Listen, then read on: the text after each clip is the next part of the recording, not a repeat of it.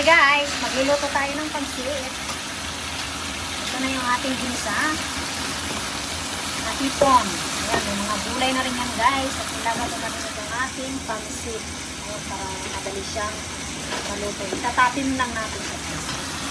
Tapos ito naman ang ating oyster sauce, soya sauce, at olive oil. And then, meron din siyang sesame oil para pagpabango. Ilalagay natin sa dito. Dito. Ito yung pinakang soy sauce natin.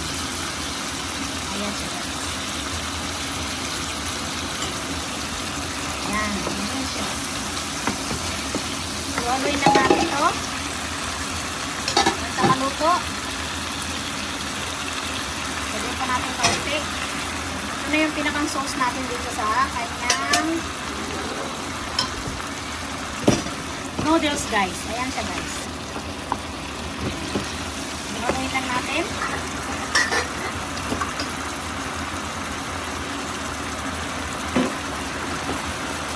Diba? Then, itatapin sa atin itong natin noodles. Ayan siya guys. Ayan. Ganyan lang siya guys. Kompleto recatos na yan guys. Ang ating pansit. Mga gulay. And then, haluan natin itong ritula na gulay dito sa Europa. Salad siya. Ginagawa siyang salad. Pero siyempre, wala tayong gulay. Ilalagay namin dito. Yung ritula. At halo natin pansit guys. Pwede na siya. Kahit hindi na maluto yung pinatong ko na salad. Okay na yan guys. Ito na yan. Ayan na siya.